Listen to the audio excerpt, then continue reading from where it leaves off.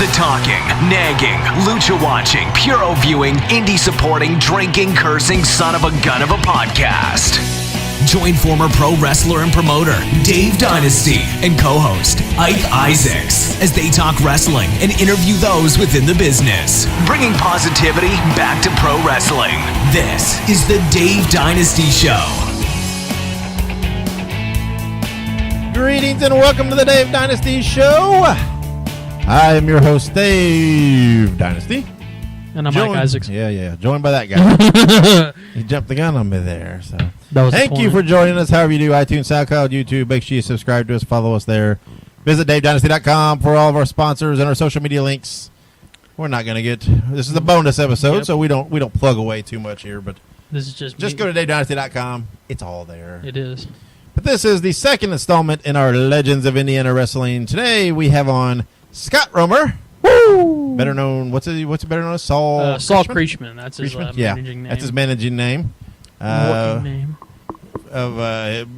Probably best known, well, at least his body of work is mostly as a wrestling photographer for many, many years, several decades, and a former son-in-law of Dick the Bruiser. But he has experience in WWA with Bruiser, working there. Currently, he's returned to the scene, and he is working for WCWO in Indianapolis, Indiana. You can check them out every Friday night. Look them up on Facebook. Catch their dates. And, go see Scott there, along with everybody else there every week. But, it's a good interview. Lots of tales about Dick the Bruiser, some of the guys he's worked with, some of the guys he's taken pictures of. He's been everywhere in the world, published by everybody. Oh, yeah. And, he's been part of the Indiana wrestling royalty family there with Dick the Bruiser. Pretty cool stuff. I love Dick the Bruiser. Love him. Love hearing guys and people tell stories about Dick the Bruiser. So this it's fun. Scott's a good guy. I talk to him regularly online. It was good to have him on this interview. Oh, he also covered the Von Erich territory. So he had a little bit of snippet in there. That's for that. Right, yeah. That's my field of interest right there. Yeah. So good interview. Oh yeah. Lots of substance. So we're going to jump right into it. We thank you for joining us. Make sure you share this. Get the word out because you know what? It's no matter what you're a fan of, you gotta tip your hat. You gotta support these guys that help pave the way and that got us where we were. And there's oftentimes a lot of guys that are spectacular that I would call legends. That people don't even realize. I mean, a lot of people don't know who Scott Romer is. But the thing is this: if you've been a wrestling fan for many, many years, you've seen his pictures, and you don't realize who it is. You don't realize the guy behind that, and you don't realize who all he's met, where all he's been, what all he's done, who he's been, related to, and whatever else. I mean, it's unbelievable the stories that there are people out there. Everybody's got a story. That's what I always say.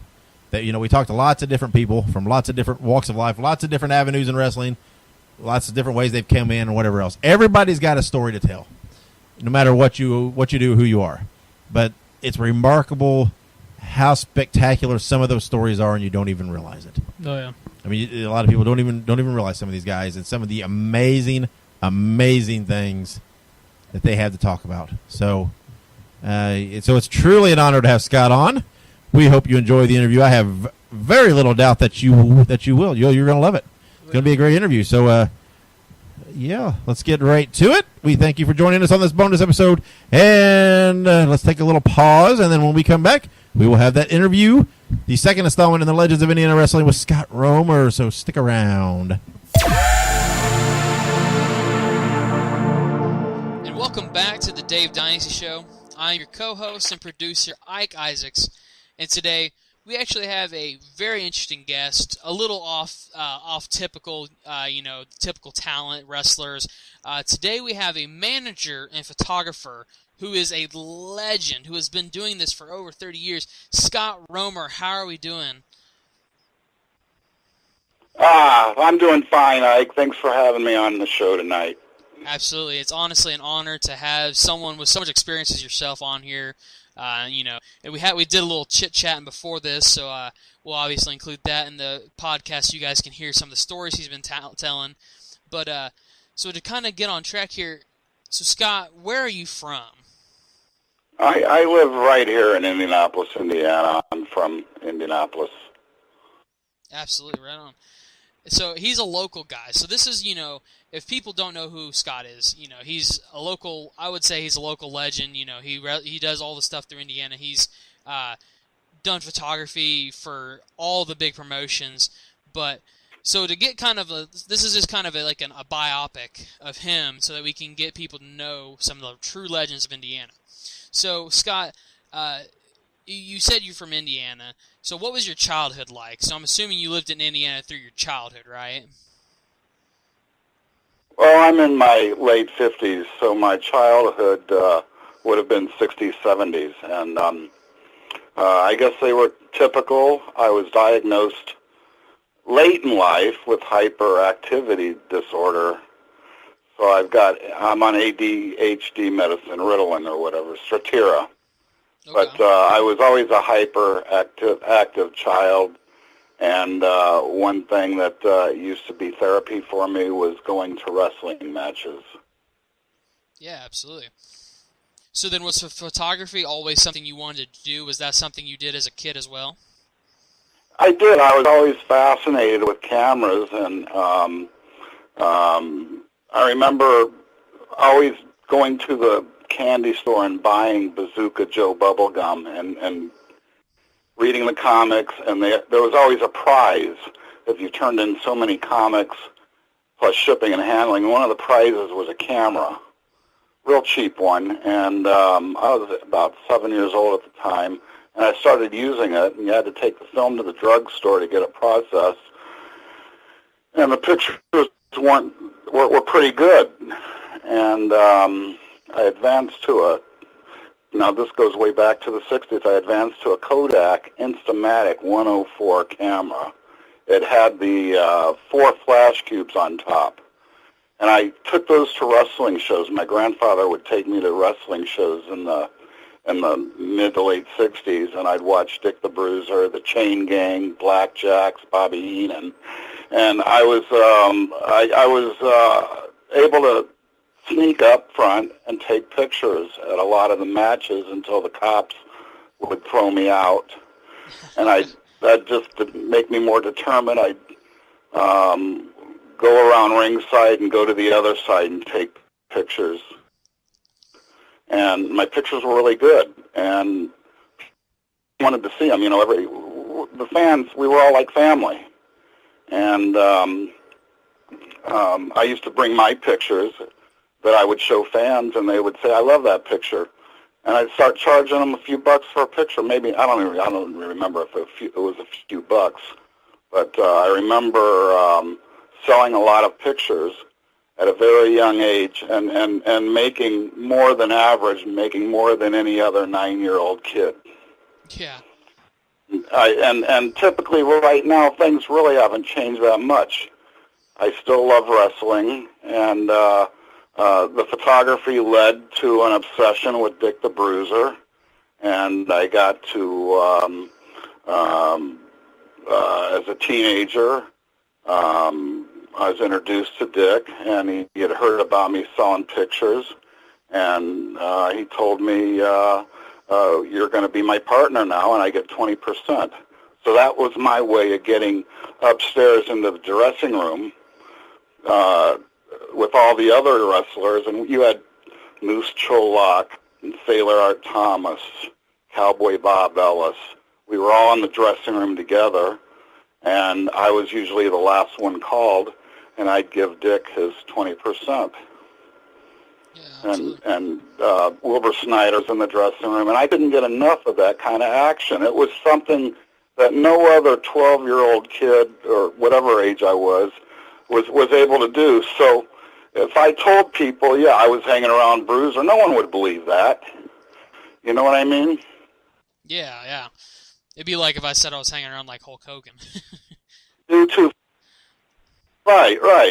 And due to Facebook, I'm able to kind of use it as my brag book. I should be saving it all for a biography, but I use it as sort of like a brag book. And I start posting old stuff because wrestling has been really good to me, and working with Bruiser got me hooked up with the Japanese magazines. And in high school, I was selling my work of Dick the Bruiser's wrestling shows. I was selling my work to Gong magazine of Tokyo, Japan, and also Pro Wrestling Illustrated. So that brought in some extra money. Then I started traveling, and I was traveling. Let's move up a few years. I married Dick the Bruiser's daughter, became Saul Creechman, and that was the bad guy manager, and to try to take Bobby Heenan's place. And nobody could take Bobby Heenan's place, but I was a manager, and we had tremendous television that went to Chicago, went all over. Yeah. Went all over. So was it Dick's idea for you to start managing, or who said, hey, you be a manager? You know, Dick's son had the ring, and I was dating Michelle at the time. They got into a fight, and Carl dumped the ring in the middle of Bruiser's yard. And I was the only one there to clean up the mess. And that gave Bruiser an idea. He can be the ring guy now, you know. Yeah. So he made me a manager, and I would take the ring and set it up and learn the business and take the tapes to the TV tapes to the, or pick the TV tapes up from Channel 6 and mail them off to different outlets that were televising All-Star Championship Wrestling with Dick the Bruiser. Yeah. So I married his daughter, and I was also, I was managing a Saul Creechman, but I was also a photographer, so I was like Clark Kent and Superman. And the wrestlers at that time didn't distinguish the two of us together. So I'm working, say, a Vern Gagne area, photographing Vern's show with the Road Warriors, and yet I'm back home in Indianapolis managing the World Warriors, who are copying them. And but if I put my whole income together with what I made wrestling, which wasn't very much, to what I made with the wrestling magazines, and I was working with two of them, Pro Wrestling Illustrated, I was working with one in the United States and one in Japan, and I had two incomes coming from them. I was making a living in professional wrestling alone. Absolutely. So, I want to jump back just a little bit here real quick. So, obviously, if people don't get it by this time, you were a manager back then, but you're also a manager now, as we kind of talked to about before. Yes. Don Basher, the owner of WCWO Outlaws, re-resurrected my career. I came from the dead, and he just said, "Come on by, I could use a manager," and but geez, John, Don, I'm not in the shape. I've already had a stroke. Am I going to be able to do it? No, we're not going to hurt you. So, ever since then, I got hooked again. I love doing it on Friday nights. Yeah. And I'm managing, and my my managerial skills, I think, have been noticed, and I manage now Don Basher, the WCWO heavyweight champion, as well as the owner. And then last week, there was a show in Whiteland, Indiana, Wrestle Arts, and I managed Brandon Prophet against the NWA television champion, Rob Kincaid, and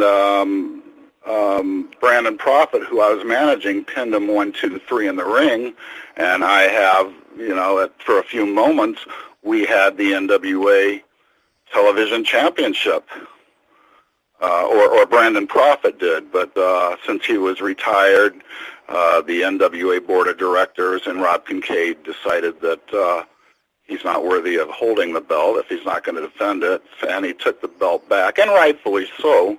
But that also gives Rob Kincaid, now he's like a 5-time NWA television champion. You know, he's got a bye, and now he's fighting. Is that like comparing Ric Flair and his 10, 11, I don't remember how many, he's had so many, but NWA heavyweight championships? You can't compare those two. Yeah. But I'm enjoying what I'm doing, and I'm actually becoming obsessed with it. Going through Facebook, seeing what comments are made, and you know, I could count all my 5 friends as my fan base. But I'm really enjoying myself. Yeah, absolutely, absolutely. So, kind of also, I want to jump back a little more. So, of course, you know, people know that you managed then, and obviously you manage now, which is fantastic. But who was like the first guy that you managed with WWA? Because from what I've read, you've pretty much managed anyone who's come through there back in the day. Well, the first person, this is the beautiful thing, and I was never trained to wrestle. I was never trained to manage. They just kind of stuck me in the ring. And the television tapes are going, and we're hot live on television. The first person I ever managed where it was televised was 8-time NWA heavyweight champion Harley Race. Really? And he wrestled that night Stormy Gronzik, who was a bodybuilder and was the WWA champion at the time. Oh, wow. So my first person, and I've got pictures of it, the first person I ever managed was Harley Race. That's live on TV. Yeah, yeah. I had, the earlier weeks, I had my former brother-in-law, Carl Afflis, Leroy Redbone. I would manage him. And throughout my career, I've been able to work on shows and actually manage very well-liked and world-renowned pro wrestlers. I was the manager of Rip Rogers, which was took me to school, going on the road, the long drives that we would have, and the conversations. Millionaires couldn't have that much fun. You know what I'm saying? Yeah. And Rip was another champion that I had. I've managed Tracy Smothers, Cactus Jack, Cactus Jack. He was Cactus Jack then. There's just been so many, and also I've been in and out of retirement, and then new generations come up. So I'm like the grandfather now, Yeah.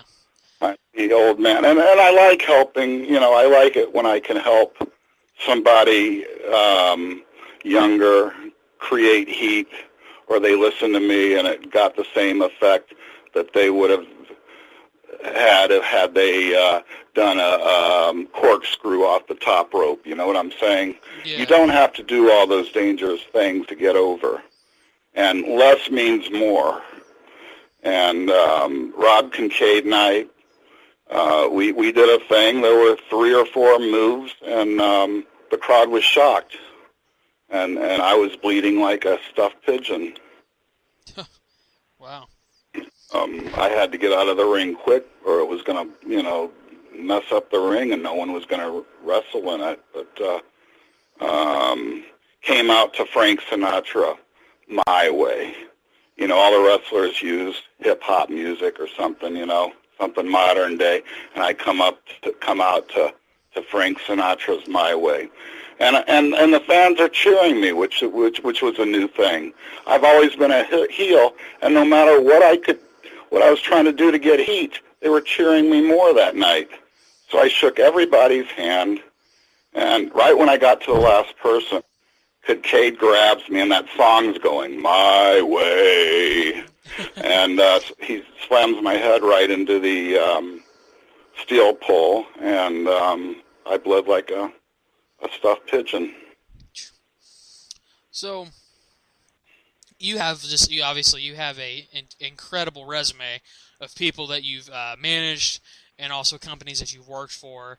But obviously, I bet I would venture to guess that none of the places you worked for ever really compared to what it was like to work with Dick the Bruiser. So what was it like to work with him? Oh, deep down inside, I was really in La La Land. These were my heroes on TV, and I'm sharing the dressing room just like one of the boys, and I was one of the boys, and got paid less probably, but just hearing their stories and seeing them out of character. Back in those days, the wrestlers would do the same character in and out of the ring. Not all of them, but some of them would. And to see them as they were and joking around, and I was having as much beer as they were, and I was underaged. There was always a cooler of Falstaff beer for the wrestlers. Dick and Wilbur Snyder drank Kirin beer. That's Japanese. I think that's how you pronounce it. Yeah, Kirin. And they had a separate dressing room, so all the boys were in the dressing room together waiting for their pay. And Bruiser or Snyder would call them out, open up the door and call the wrestler in and pay them their money, and tell them they're booked on the next show or they weren't booked or whatever, But it was just an experience that not too many kids got to experience, Yeah. And I was lucky. Absolutely. And I was lucky, I'd hear in high school, I'd go to high school and, the kids are talking about how wasted they got, and, they went to this great party at so-and-so's house. Well, I was in the dressing room with Dick the Bruiser. You know what I'm saying? Yeah. And absolutely. Couldn't really tell people that because, that fake stuff, and then you start getting into fights, you know what I mean? So I've never been able to really express it unless it's on a radio show or right now, because wrestling isn't kayfabe like it was, Yeah. But we used to protect the business, and if a big guy, I've had guys at bars, big guys, come up to me and, you're that fake shit, it's all fake, you know what I mean? And all you got to do, if I just said, no, it's not, then they start getting into a fight. I would say, hell yeah, that's why I do it, You think I'm stupid? And then they're like, oh, yeah, okay, I give them a beer, But I worked with the WWE. I wasn't an employee of them, but through my connections with Gong Wrestling Magazine, Tokyo, Japan, I was the first photographer that they allowed up at the ring to cover their matches. And that was, my stuff was the hottest stuff in the world at the time, because they didn't allow anybody else other than their own photographer. I'm trying to think of his name. Man, it's been a long time ago. But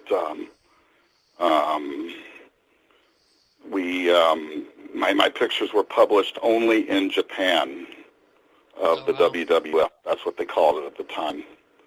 Yeah. And I became quite prominent as a photographer in the business, and I was the only photographer, one of the only few persons, I think Dave Penzer, I'm trying to think of the guy's name, he just came to Indianapolis with it, and has a book, Ring Announcer, old-time ring announcer, but he and I are the only two people that were able to work the NWA and all the other different wrestling shows and the WWF at the same time. Oh, wow. So I was shooting pictures of the NWA shows, St. Louis Wrestling Club, as well as Titan Sports, WWF. So, in fact, go ahead. Sometimes NWA St. Louis would run a show on Friday, or they always ran a show on Friday, and Saturday then would WWF would run side by side. So I'd spend the night, and I got now another venue to, Yeah. So I wish my phone would stop. People are calling, but no, you're okay. So I do have a question for you. So you're talking about you would go like till 8 or so. I mean, I don't even know. You probably go to a million different places, but I'd work Fritz Von Erich's territory. I shot David Von Erich's funeral. You really? When David Von Erich died, I was at the funeral and went to the Von Erich house through minister of the church who gave me a ride over there, and we did a story with Fritz, and all the boys were over there and stuff like that. So my pictures of the funeral were published in the Japanese magazines. I worked in Puerto Rico. There's some stuff that I can't be very proud of in the business. I'd rather not bring up what I did one time, but it's still talked about in wrestling today. What else? Well, I do have a question for you. Go ahead. Go ahead. I'm listening. I've been you're blabbering. okay. No, I mean, honestly, this is all just really interesting stuff, and I'm just trying to soak it all in. But I want to jump back a little bit because I have a very particular interest with the Von Erich family. Probably hands down one of my favorite wrestlers is Kerry Von Erich. But there's a lot of speculation about David Von Erich's death, and obviously, if it's personal or anything, you don't have to answer. But obviously, there's a lot of speculation because his official cause of death was an infection of the upper intestine or lower intestine. But a lot of people think that he died by a drug overdose. Did anybody? Bruiser Brody was the one that discovered his body, and he flushed a bunch of shit. I don't remember all the pills that he had, but he flushed Percocets and all this other shit down the toilet. And they tried to cover that up. And he died of a drug overdose. Yeah. They tried to say it was an infection, an intestinal infection or whatever, but they were the best of the partiers. What can I say? Yeah. But they were. It's been so long ago. That was 1984.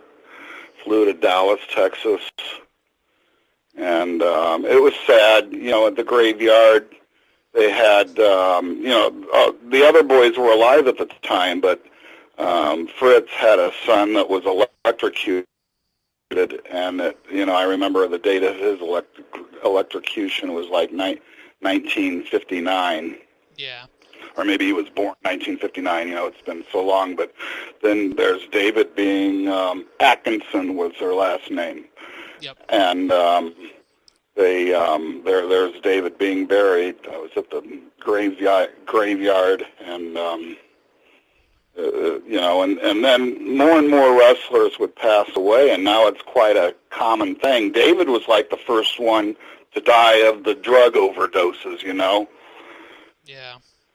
Before they started recording them, and then, just people that you meet and become friends with, and they're not there anymore, Piercy Pringle, just too many to name. Yeah, absolutely. So, kind of to get a little back on track here, because that was just a little tangent I was thinking about there, but, so we actually talked to another legend from Indiana not too long ago, Bobo Brazil Jr., I don't know if you've ever crossed paths with him before. Oh, absolutely. Jim Morris, Bobo Brazil Jr., who is a very good friend of mine. Right on. We go back to the Dick the Bruiser, and I'll tell you, Bruiser would have these parties, and Bobo was the acting bartender. And, I was the photographer for Bruiser's party, and Sam Munchnick, who was at one point the most powerful man in wrestling, was there. And Bobo and I used to travel together. We used to set up the ring together.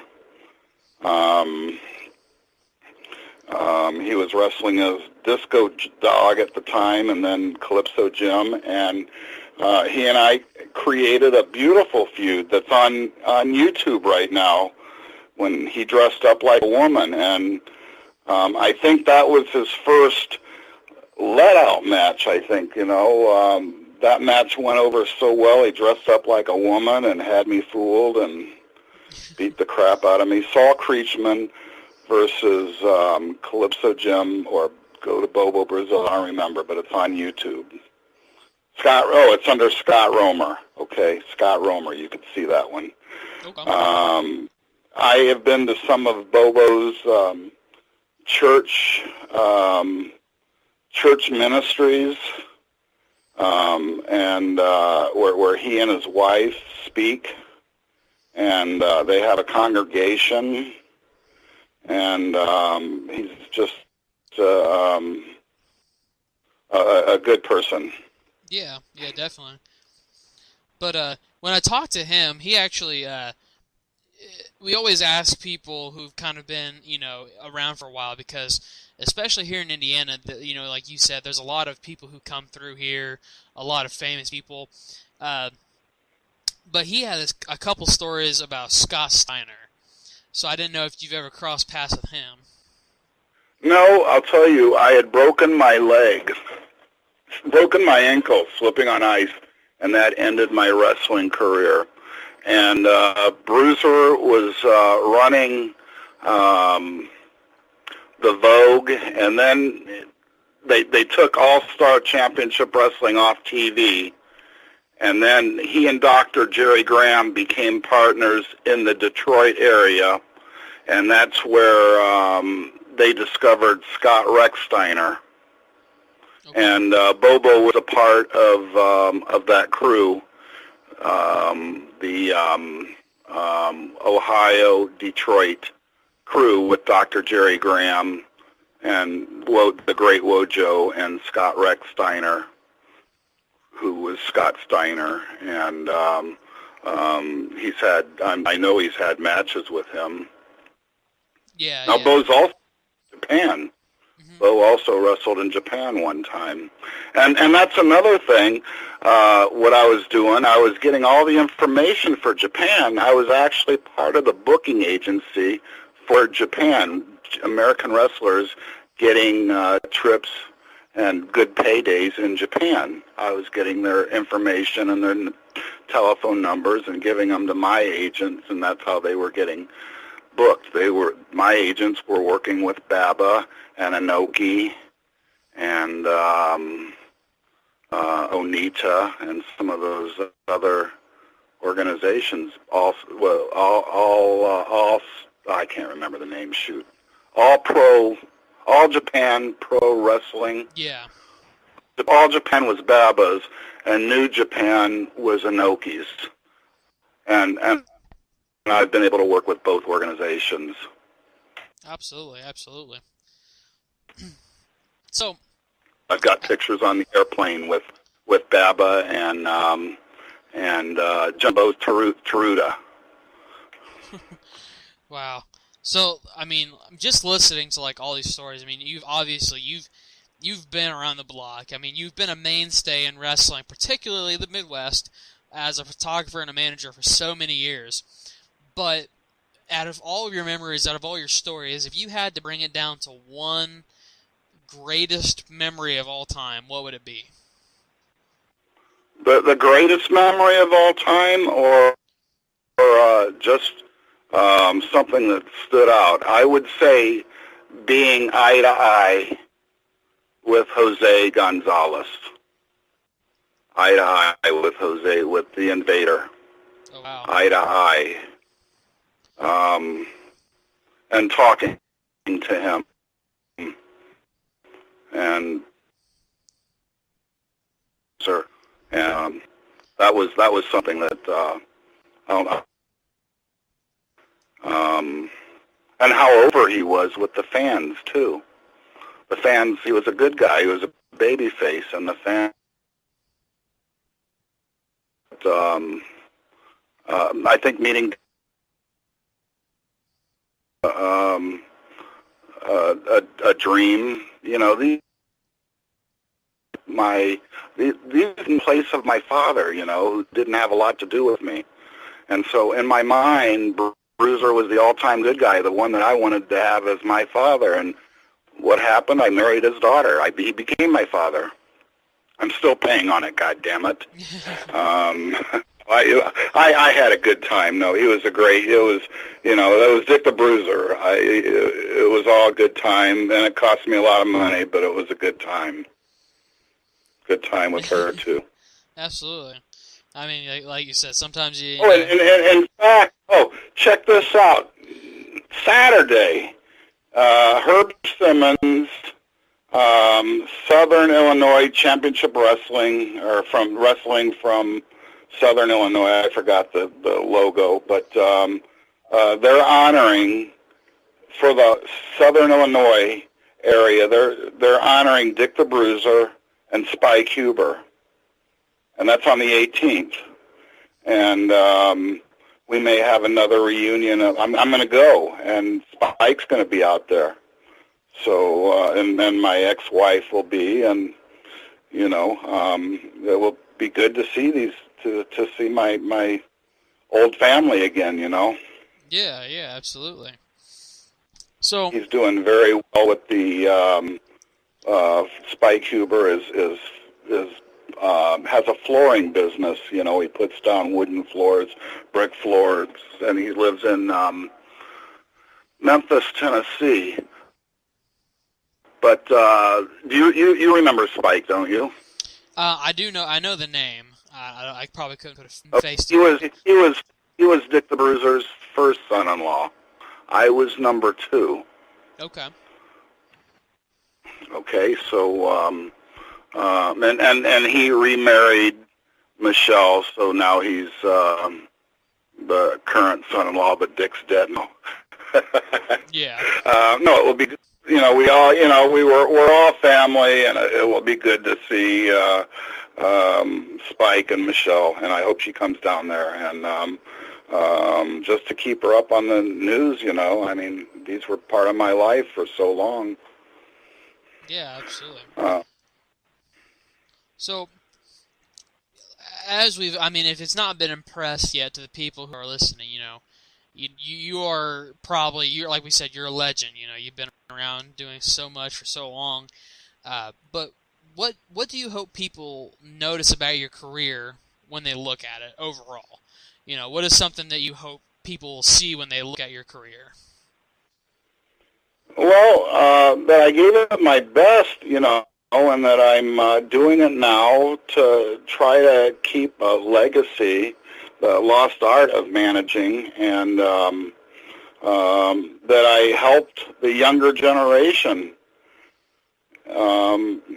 That's what I hope that happens in my lifetime. Otherwise, I'm going to die trying, and you know, I'm 50. I'm not in the best shape in my life. I shouldn't be doing this crap, but there's something addicting to it. There's something that compels me to get back in the ring and even take bumps. Yeah. And again, I think I bled a quart of blood the other night, but that was on my own doing. And I've got a terrific feud going on with Rob Kincaid, if anybody's been following that. And it all makes sense. It's simple, and it makes sense. I'm the old has-been, and he's the new generation. And that's another thing that I think I've seen a few wrestlers come out of retirement now that I am doing it. You know, Brandon Prophet for one. Bobby Colt was at our show the other night. He was even dreaming about it. He just hung around backstage. He was one of Bruiser's territory. Yeah. But so we tried to keep it a full flow, the WWE, and also keeping current with the product. Yeah. Well, like obviously you grew up in a different time, obviously. So obviously, you know, this newer generations is very different than how things were back then. Like you said, the art of managing is definitely not there anymore. A lot of times, you know, managers are not used, or the concept's not used a whole lot. But what are your opinions of this modern style of wrestling? Well, you know, I've been able to change and conform to because I'm working in a dressing room full of 18 to, you know, hell, 18 to 35. I'm 58, so I'm the oldest guy on the card, and I think I've been able to conform to it because I'm accepted in the dressing room, unless they laugh behind my face. And I think at one point I was in my career, I was disappointed with the way things were going, but you either go with the flow or stay out of the business, you know. Again, I'm having so much fun right now. I'm glad I conformed, because if you're the old guys would be laughed at. If you're not conformed, you'd be laughed out of the building. You know what I mean? Yeah, yeah. These guys will play a rip, but I still have the belief that less is more. Not everybody needs to be doing crazy dives over the top rope onto their opponent. And you know, I know that if it's done, they've been practicing, but less means more. And you don't see Saul Creechman doing a whole lot, but when I do something, it means something. Yeah. And you can tell it means something by the reaction of the crowd. Definitely. So you like I said, you're managing people right now. You even talk a lot about your career now, especially. But what young guys do you see now that you think will be the future of Midwest wrestling? Well, you see, future of Midwest wrestling, or even TV. You know, you've got Jonathan Wolf. Jonathan Wolf, he's a third-generation wrestler. You've got Sean Kemp, or little Sean Kemp, I think. His dad's a wrestler. I don't remember all the names out there, but you've got a lot of people that are going to keep Midwest wrestling alive, and it seems like we're getting more and more independent shows, and promoters are even, I think, at this time, respecting each other. Yeah. You know what I'm saying? Yeah. There's more collaboration and working together, because obviously, yes, back in the day, for people who, I mean, obviously, I'm not that old. Like I don't really remember a lot about early wrestling, but from what people say, early independent wrestling was, hey, you come and work for me, you basically belong to me. Exactly, and that doesn't work anymore. Yeah. You know, people are working for gas money, and if you don't sell your gimmicks, you get, most of the time, a lot of times you don't get any money at all. You do it a lot of people are doing it for the love of the sport. I've been handed a few dollars here and there and have sold my gimmick, and it's been worthwhile to me if I don't have a real job taking pictures. When I have real jobs, that's my profession, photography. When I have a job where I'm taking pictures, I'm making money, and I have to sacrifice the wrestling for that night. I think this Friday, I have a dance at School 37 where I'm doing instant pictures. So this Friday, WCWO, I won't be a member because I'm working, making a living. Yeah, definitely. So as we kind of wind down the interview, obviously Scott Romer is not going anywhere anytime soon. You're still here. You're still active. You're a legend that's still being relevant. So what are your goals for 2017 with all that in mind? Oh, my goals are to get back into shape and enjoy myself once I stop enjoying it. And I'm doing it on a local basis. It's not like I want to do a road trip to Canada. I'm not one, I'm an old man now. I can't stay up all night and have that energy to do that. But my goals are just to really live another day and enjoy life to its fullest. And I think at this stage in my life, I'm having the best time that I've had in a long time, being a part and accepted as a part of the wrestling fraternity. Yeah. And I just hope that I can live. Absolutely. And I want to thank all the fans who have supported me, and I want to thank you, Ike, for letting me be myself on the radio and tell my story. Generations have been skipped. I haven't been that active in wrestling, and people have forgotten who Saul Creechman is. Well, the goal here is obviously, you're a legend. You deserve the utmost respect. You deserve it because you've been doing this for so long, and you've been to the limits and all that. So it's a pleasure. Honestly, it's a legitimate pleasure and an honor to have you on here. So. Well, Ike, thank you very much, and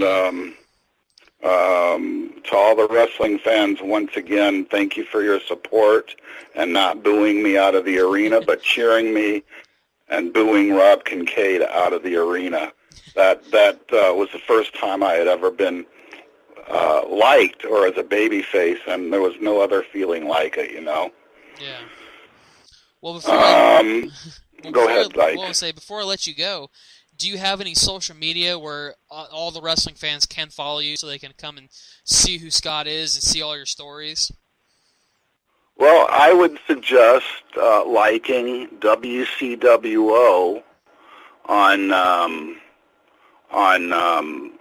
Facebook and becoming a member of the WCWO site, because I kind of keep my feuds and stuff limited to the wrestling sites because my real job is photography. I posted the bloody ones of me on the wrestling site, but I didn't post them on the site where all my friends and customers are on, because they may think that I'm really hurt. I may not get hired for a job, and I think that's good for business. So go to WCWO, like them. My name is Scott Romer. If you want to friend me, go ahead. And I don't care how many friends I have. It's all good. And, thanks again, Ike, for the interview. Absolutely. Thank you so much for coming on here. All right. Take care, Ike. And thank you, wrestling fans, for listening.